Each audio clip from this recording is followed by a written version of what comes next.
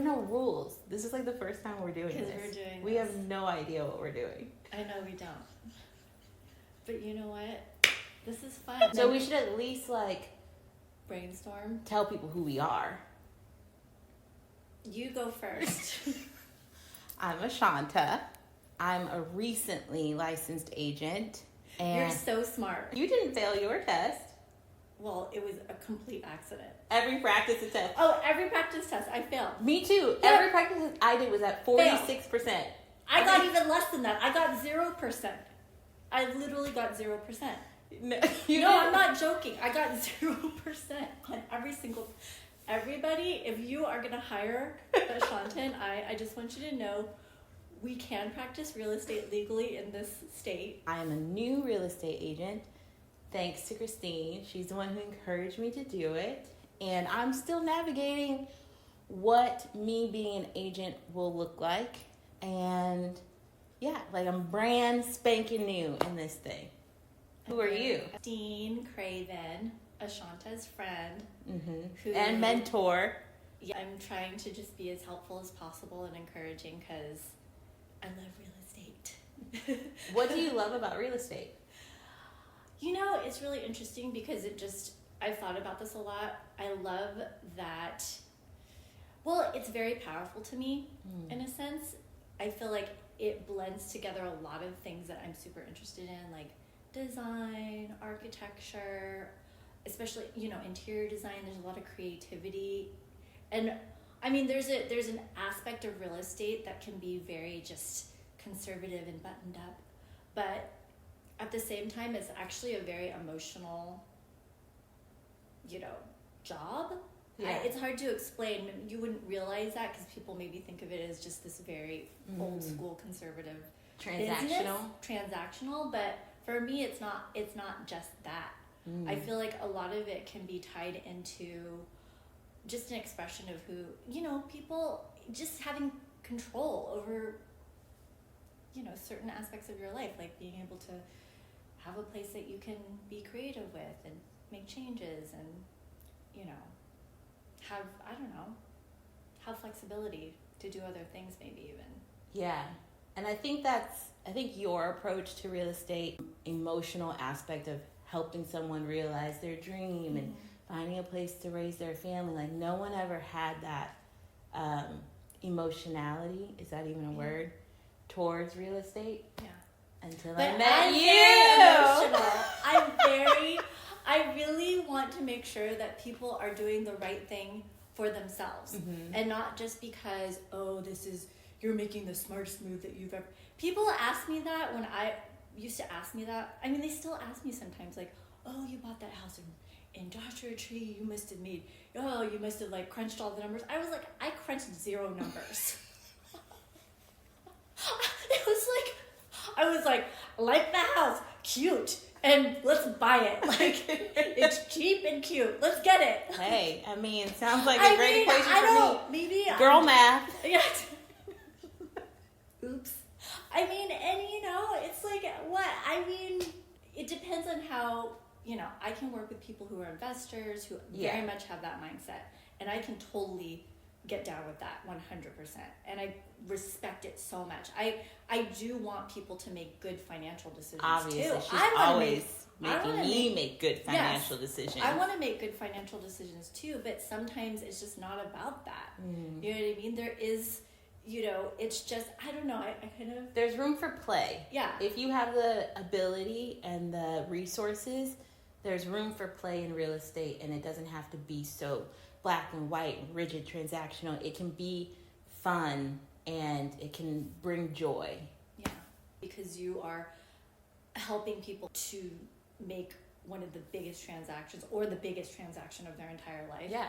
And it's really stressful. So you kind of have to be that sounding board or just that reassuring voice so that they're not feeling freaking out. Yeah, freaking out, which is totally understandable. I love helping people and being kind and motivational and kind of like a sounding. I mean, that's what I do or have been doing in my current profession as a hair and makeup artist. I mean, Your hairstylist and makeup artist gets all the tea and gets the brunt of all your emotions. And I used to be a hair and makeup artist too. It's like full circle.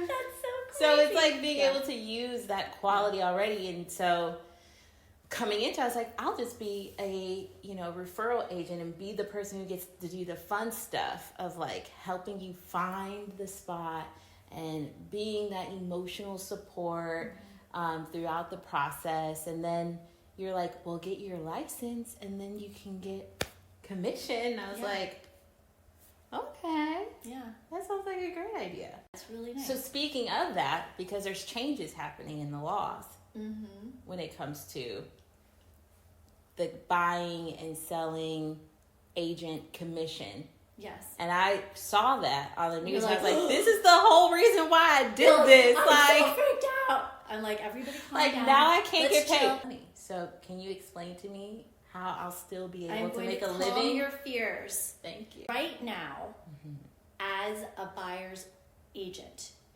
if you're representing a buyer, okay, so we have clients, obviously. Our clients are either a seller, a person who is selling their home, or a buyer, right?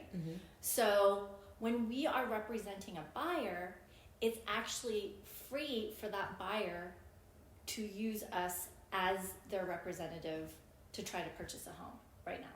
Who pays our commission? The commission is actually paid by the person who is selling their home, listing their home. So there's this group of sellers somewhere in the Midwest.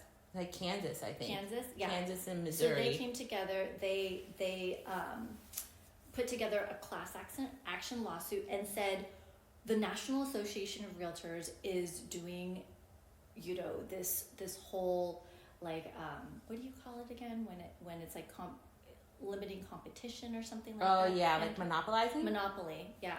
They're setting a monopoly and they're causing issues for sellers where the cost to sell a home is so high, which in some ways I get it. I mean, it's very expensive to sell a home.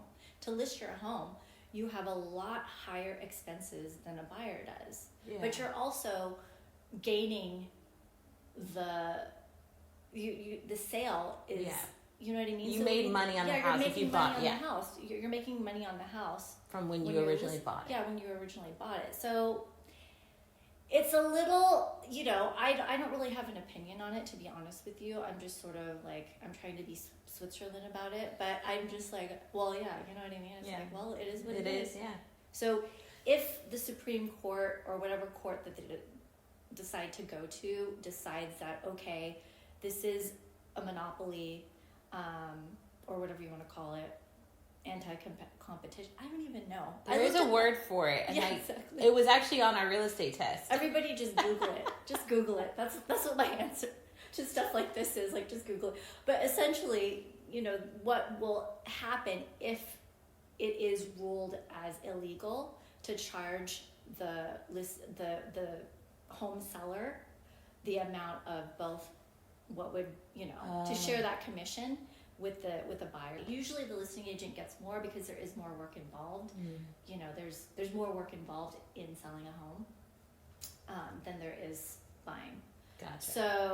So right now, we'll see what happens. And if it does get ruled in favor of the home sellers, then probably what will happen is that it'll be just like any other service. Like if somebody wants to come to us as buyers agents and say, hey, I want to hire you and Christine and Ashanta, we will set our commission rate and say, okay, well, our commission rate is 2.5%. Yeah. And that's what you as a buyer has to come up with. On top of their home. That would be tough because it makes sense for the seller to have the commission because they're already going to make money on the sale of the home, whereas the buyer, they're shelling out money at the inflated price of the market usually. But also I was thinking as you were talking, and I only know this because I just took my test. Oh my gosh. That is... You remember things from your test? I mean, I remember the answers I got right. I did the prep agent, and he was very adamant several times in his videos about how it is against the law to even talk with other brokerages about how much they're charging their customers, like the percentage. Like you can't have a fixed rate. And it's specific. It's the NAR. It's certain 8 brokerages, like some of the big ones. Yep. So they must have been setting a standard rate and not being flexible with it. And there must be proof that they weren't. That they were. Yeah, because that's what the NAR is saying in response to the lawsuit from the home sellers. They're saying, well, those rates are all negotiable. Yeah. So, and also you're not obligated to use an agent to sell your home. Yeah. So you can literally just put your house, I mean, anybody can. They can do for sale by owner. Yeah. If they want to. They just are limiting the pool of the network of influence. Exactly. That the brokerage has. Right. Exactly. So it's very interesting. I feel like our podcast name has to have the word interesting in it. Everything is interesting to Christine. Everything. I just use it like a little punctuation mark in my of judgment. Speak. A punctuation. I'm not judgment. Judging anybody. Why do I get accused of this? This is your husband said it. I'm being misrepresented. He knows you best. That's not true. Do you think I'm judgy? No. I just think things are interesting. I love it. Oh my goodness. Yeah.